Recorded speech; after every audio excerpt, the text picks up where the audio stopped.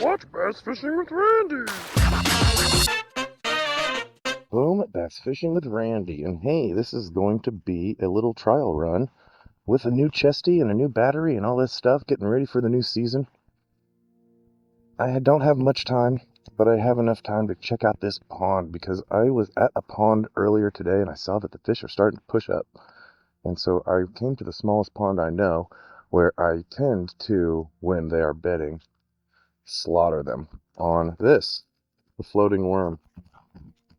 Exozone is my favorite because it floats, literally, it floats in the water. And this is my go-to in warm weather. It's the green pumpkin or watermelon with black and red flake. Whenever there's um, a little bit of sun, I like the red flake. Whenever there's a lot of cloudiness, I like black color. Pretty versatile if you kind of mix all of them together. Watermelon gives it that green. There's a lot of green out in my region. Anyway, I figure let's throw. All I have is my son's spinnerbait rod on like 6 pound mono, and we're gonna go out and look for tiny little bedding fish and see if we can snipe them off of the beds. Meanwhile, maybe I'll tell the story of marshaling the Bassmaster Elites at Lake Fork. So that's right, marshaling the Bassmaster Elites at Lake Fork. I did that this year. That was freaking random. I registered long ago when I didn't, so long I don't even really remember. It was like a year ago or 2 years ago. Either way, I got an email saying, "Congratulations, you're selected as a judge for a Lake Fork Elite Series." Basically, giving me all these things to do, and that was pretty cool. I mean, obviously you don't get any money for it. I mean, you have to show up on time, and it was about an 8 hour drive. But I was thinking, like, gosh, Lake Fork Elites, I could probably learn quite a lot. Seems like a cool opportunity. I don't even the top 100 fishermen in the world, get to go hang out. Uh, not hang out, but like at least observe them for the day. Seemed like a priceless sort of thing. So that was my goal for that weekend. And I drove out to Lake Fork. I guess I didn't have a draw until the day before. It was totally random. So the first day we had to get out there on a Wednesday. I had to leave at like 2 in the morning to get to what I thought the meeting was at noon. And halfway through the day, they changed it, or I don't know if they changed it, but I missed the last email where they changed it and found out that it was actually at 2. So I could have slept in till like 4 and then driven all the way. Either way, I got there in plenty of time to go check in my hotel. And found out that I'm right next door to Taku Ito, or at least his family. Let's put it that way. I never saw him personally, but his truck was there, his boat was there, and there was Japanese being spoken next door. But I think it was him and his family there. So that was kind of cool. I drove by a gas station and I saw Scott Martin at the gas station. So it's just like, okay, I'm at this tiny. Okay, there's a fish. Let's see what happens. Are they hungry? Oh, he ate it right off the bat. And we got one right off the bat, guys. A tiny little one. So cute, so cute. Oh, shoot. He wouldn't hook very well. Now he's going to flop around. I'm going to kick him. Go! Oh, shit. Make your way back, buddy. Can you do it? All right, I'm just going to kind of push him in there. Push him in the water. Sorry, dude. Sorry. Well, that's an interesting sign. First bass we see, we flip it to. The first year that I went fishing, that I ever did fishing, that I ever did done fishing, was only a few years ago. I ever really started fishing for bass. And this is the place I went to, and it was just crystal clear. First place I ever went to where the water was crystal clear, and I saw fish on the beds. And here, the little males, or the females, will actually bed in the bluegill beds. So the bluegills will come in, they'll make their beds, and then the bass move in, do the same thing. So it was very easy to spot them. And gosh, I swear I probably caught 50 bass in a couple days. Just like that, a little bit bigger, but just flipping and watching bass behavior. watching them and hiding from them and barely walking along the path. And there's tons and tons of bluegill, by the way. They're all kind of seeing me and scattering. It's not the worst thing in the world when a fish scatters. It allows you to see where he's at. Sometimes if you throw the bait on the other side where you're at, he gets distracted and goes after the bait, especially if he's hungry. If he's not, he's probably not going to eat it anyway. Anyway, so it's I get to the meeting. The meeting's kind of cool. You know, I'm like one of the youngest judges there. A lot of people that have been there for years and years and years. And but I have to say, the management and it's just a real family atmosphere, kind of like you would have at a club tournament or a derby. However, they just have all their P's and Q's together. Everything's done professionally, everything's done right, but they're very professional and like polite and respectful. Gosh, they were so thankful. And I was telling Tim Cook at the end of everything, and that's probably why they get such great results. It's just because the way they treat everyone. All right, so there's a bass right in that tree. Just like there should be a bass right in that tree. So you guys see, I hope you can see this. There is a big branch there, and there's another branch under it, right by this well. Looks like someone was trying to make like a plank to it. And there's a bass right under, kind of like right in the crevice. So I'm going to throw past it. This is mono. And it's, you know, it's only like 6 or 7 pound. So he takes me under that limb. I'm gonna have to play it kind of cool and just kind of wait. He looks like he's about a pound, so it's not a big deal. Oh, he's coming. He's turning around. God dang it! I did not want him to turn around. Oh, he's definitely on a bed, so he's chasing her. He's gonna eat. He's chasing stuff. Okay, so now he's kind of out. That's actually good. This is good. He's out of where we don't want him to be. I'm shaking. Oh, okay. That was all. He moved, and I was shooting at the wrong thing. That is falling so slowly. I don't know if that's too slow. It is basically suspended. Oh no. I'm gonna have to put a heavier hook on this thing.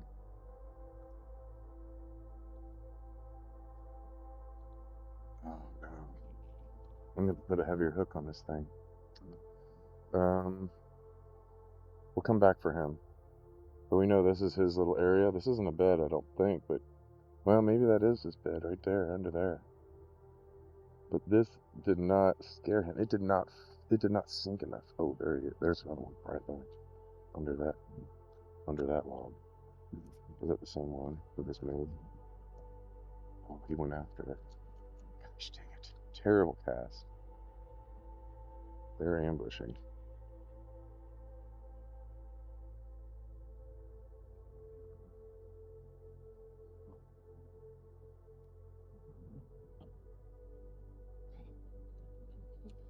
Ugh, they're just slightly suspicious.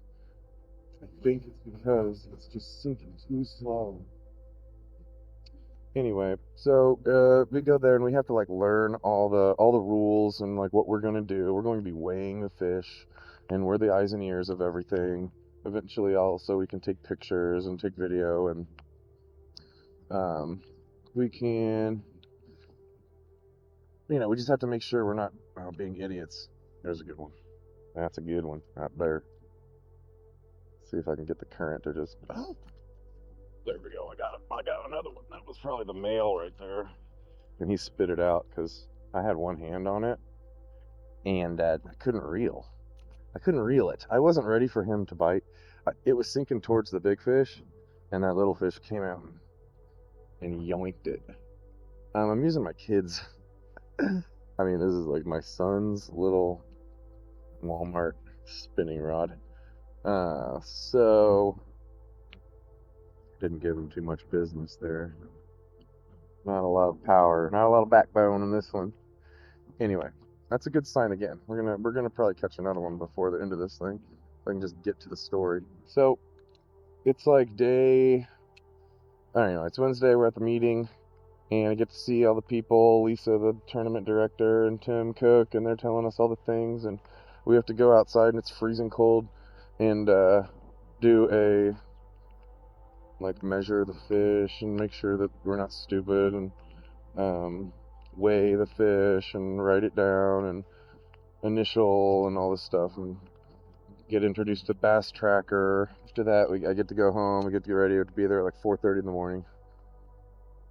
Get there at 4:30. I draw a kid named Kyle Patrick. No, at first I'd never heard of him. And but turns out he was a rookie, and he won at the Ozarks. He made it in through winning at the Ozarks, and I happen to have an Ozarks tournament this weekend. So at that point, it was like in 2 weeks. So we had that in common. And I looked up his YouTube channel, and obviously we have a YouTube channel, so it was kind of cool to see what he does. That was interesting. He has a really cool shorts, like really good meme videos. And oh, I got one there. Oh my god. All I did was feel the bite on that one. Anyway, I get there right away, and I'm like, hey, Kyle Patrick, text, Oh my god, this wind. Anyway, right away, he's like, hey, dude, where are you? I'm like, I'm fucking by I don't know where I am. He's like, stand by the deal and I'll come find you. So I'm standing by the deal, and he comes and finds me. And anyway, he's like, hey, can you wear a camera today? We're going to do a marshal cam. I'm like, wow, chesty cam? I've done that before.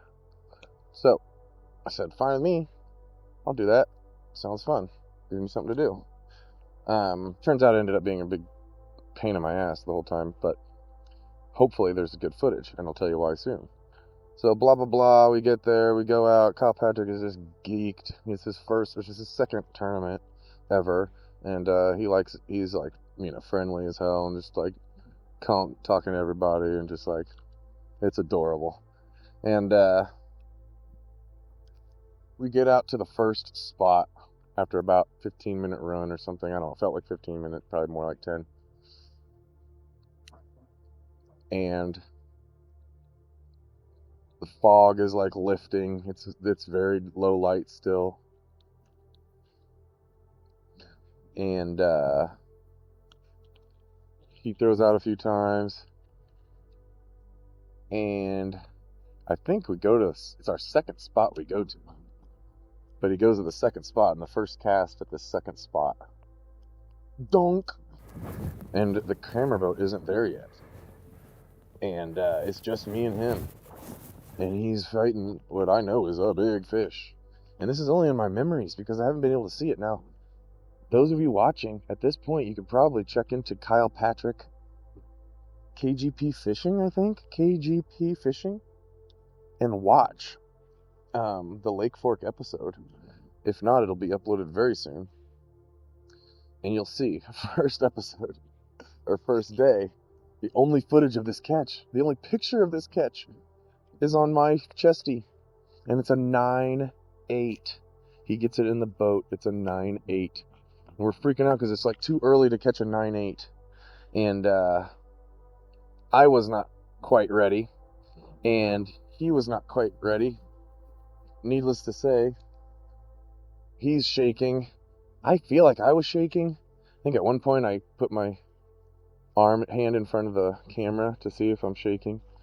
But he clips on the fish, and the clip breaks. It broke. Oh, by the way, it's so cold. It's like 30-something degrees, 40-something maybe at the very most 40-something degrees. So, oh god, it broke. I'm like, all right, don't worry. We have a backup clip. For Bassmaster, they got their stuff together, right?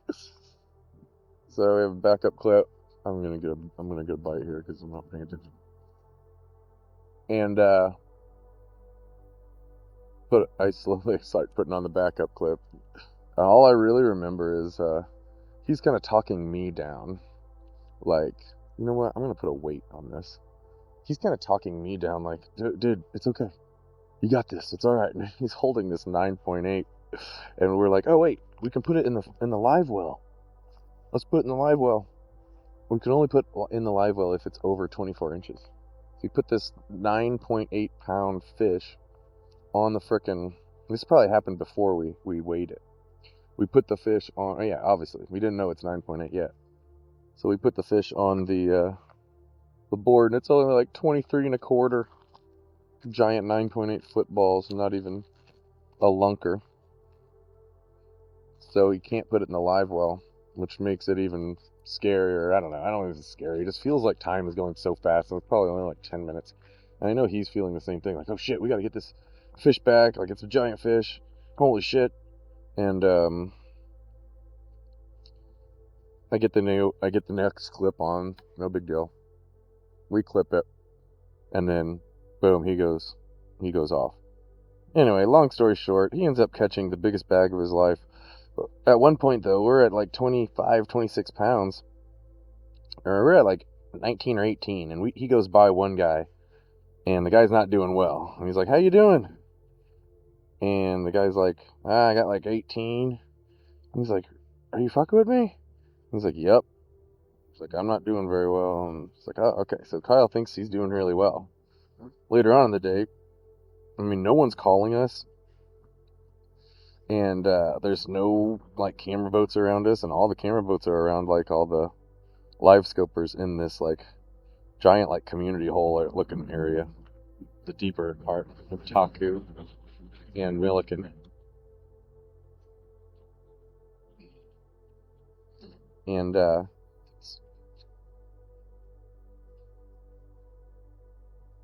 so eventually we see this one guy, and he's like, how are you doing? He's like, oh, I got like 30. He's like, are you serious? He's like, yeah. And he's like, they haven't even called me, so who knows what these other guys have got. And he's like, are you fucking with me? He's like, no, I actually do have 30 pounds. So then he wasn't as excited, but he knew that, there was a bunch of people that potentially have over 30 pounds, or have close to 30, at least over 25. So he gets to, gosh, ah, I'm having trouble here with the knot.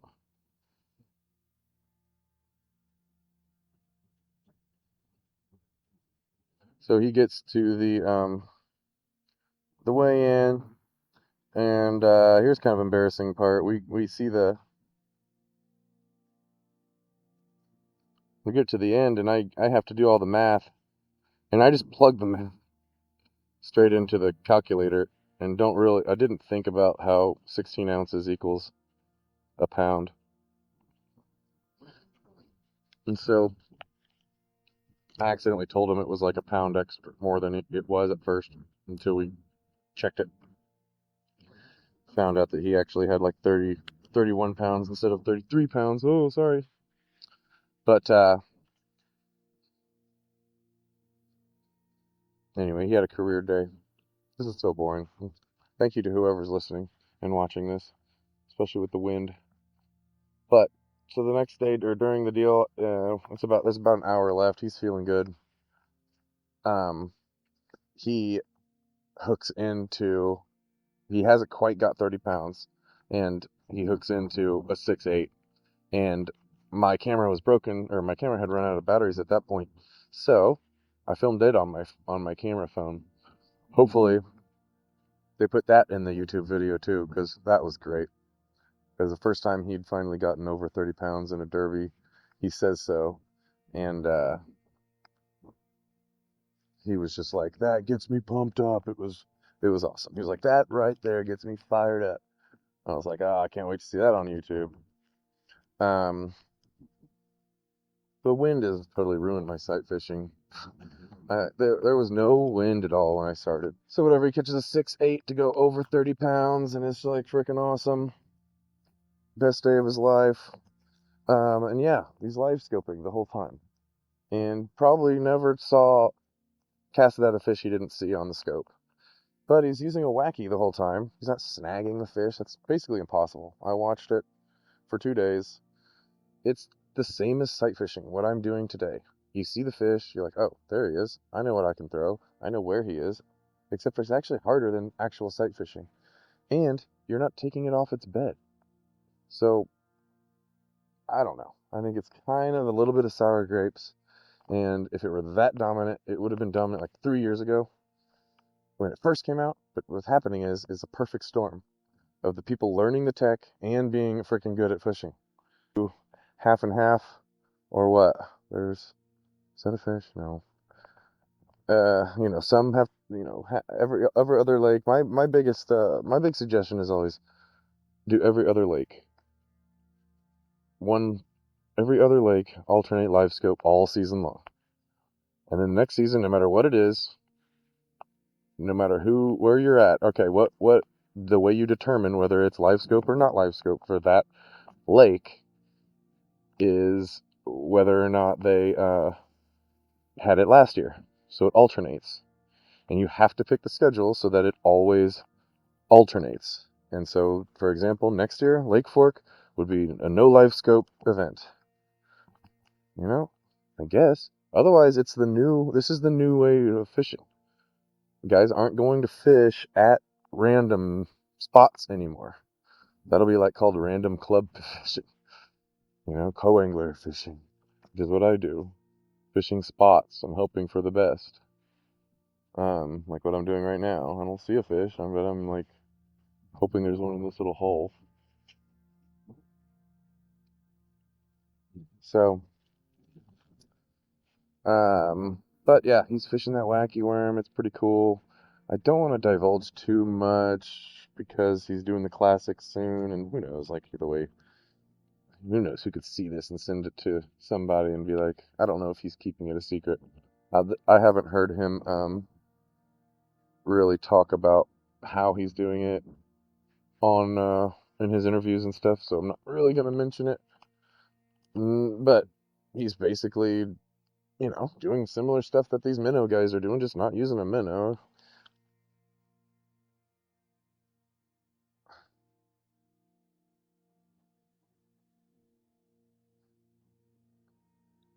So anyway, he does great. He has a good little interview with Dave Mercer, the most annoying man in sports. And next thing you know, so all right, towards the end of the event, I get my text for the next day. And who do I have? Jordan Lee. You heard of Jordan Lee. I'd heard of Jordan Lee.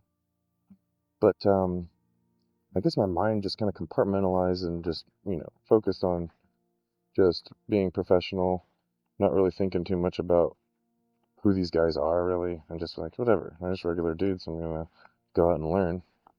They're better than me. I want to figure out what they do and why they're good at what they're doing. So it didn't really hit me till afterwards when Jordan Lee was getting his announcement at weigh-in. 2-time back-to-back Bassmaster Classic champion. And I was like, oh shit, that was Jordan Lee. Anyway, Jordan's in like 50th place or something, and so no big deal. We go off and on a long ass run at the beginning, and he's way out, and we're all by ourselves. This is exactly what he wanted in this pretty giant cove with nothing but trees and about 14 to 8 feet of water. And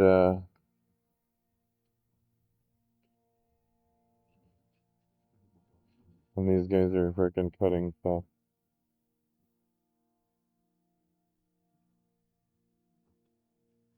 There's a fish. There's a fish. There's 2 fish under that. Oh, I got one. I failed to bite. Oh, they're coming after me. Oh, there's a school. There you got it.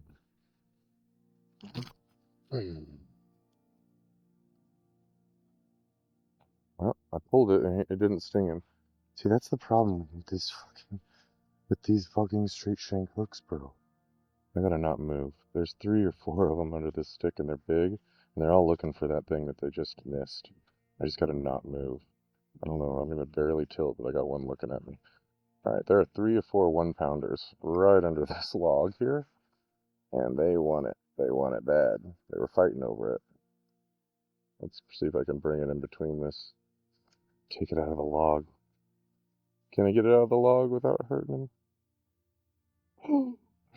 They're all under here. We found the fish. We found it. All right, he's got it. Got him. Get over there. Get over there.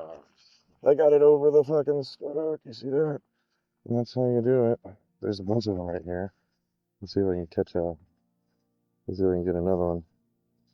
Look, he's about what, 8 inches, 9 inches. But there's a bunch of them right there. Oh, and there's a bigger one. And they're looking at him like, where'd you go? Where'd you go? I'm gonna throw him over here where he can't tell. Where you can't tell. Don't tell anyone. Don't. I won't tell. I swear. Hiya! All right. Let's see if he goes back to where he's going. He tells all the people. All right. That was good. We're gonna re-rig. We're gonna try not to move. Those guys are all kind of looking at me, and they're kind of looking at that area like, what? There was a food right there. What the hell? And that guy that just stung, he did not return.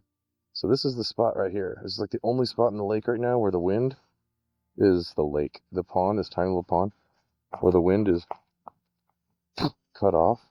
I gotta really not move at all because they're all kind of looking at me. If you can keep them together while you're fishing for them, and they start to compete, and then it's easier to fish. They start to compete for the food, you know. Oh, don't swim away, dude. Don't swim away. He's wanting to swim away. You stay in that area, dude. All right, we're gonna get way over there. Oh, he's going to it. Ah, he didn't take it. He's thinking about it.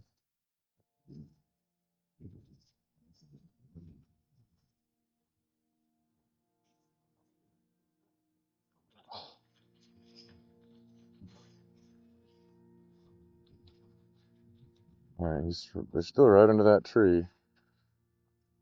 Let's see if I can pull another one out from that tree. There goes one. Come after it. Oh, eat it, eat it, eat it. He's got it. Oh, he ate it and then he let it go. That was funny. I watched it happen. I watched that happen.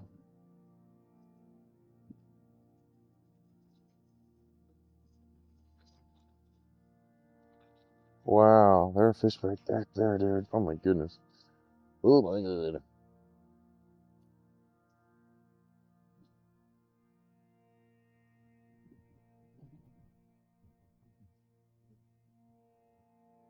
God, I got fish reacting to it, but now I'm stuck on this lip. I'm stuck on this. Come on.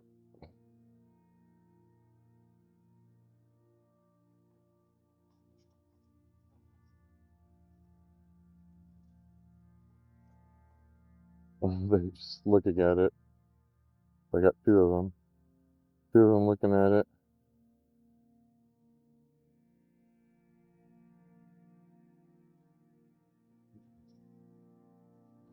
Where'd my drop shot go, dude? My drop shot weight broke on that one fish. So it tied it like a muskrat. I have this.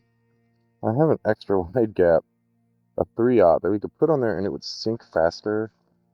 And maybe they'd slurp it up more reactive. I also, oh, you know what? I got a Cinco. That'll sink. That'll Cinco faster. Problem with the Cinco is having it penetrate through the frickin' hmm, having it penetrate through the hook.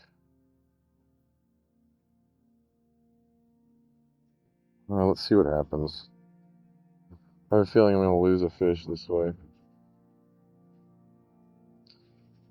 Oh, Jordan Lee.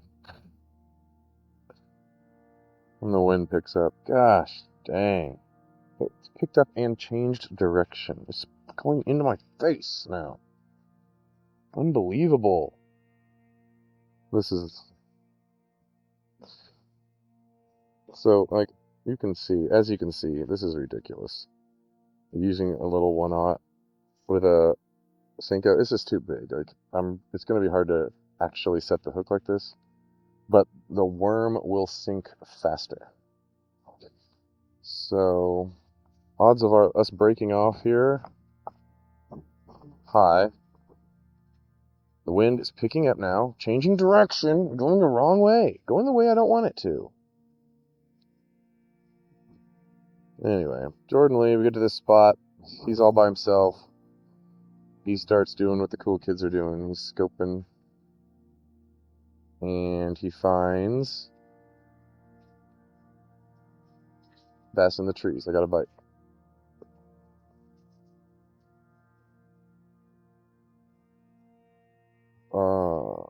I keep biting and spitting it. What is that deal?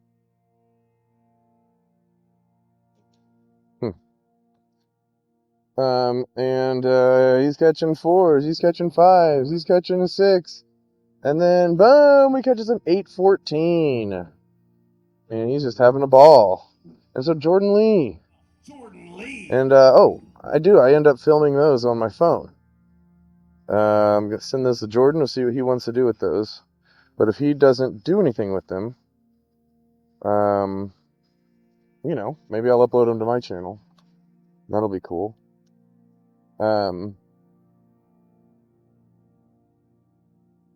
So that was a really fun day. He caught over 30 pounds. We had over like 10 people catch over 100 pounds for that weekend.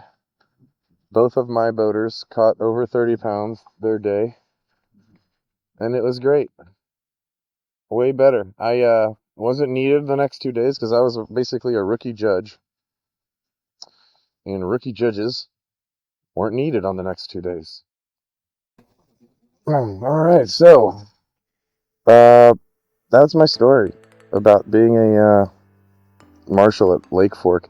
I didn't really think about my story, but before I said it, so it's like if you have any questions, ask them, and I'll answer them in the comments. Or if there's a bunch of questions because I was just like not good enough at this story, maybe I'll make a part 2. So yeah, thanks for joining me on Bass Fishing with Randy. Let's throw out to this fish real fast. You never know. What if he eats it just to like cap this off? Oh, nope. He literally swam away from it.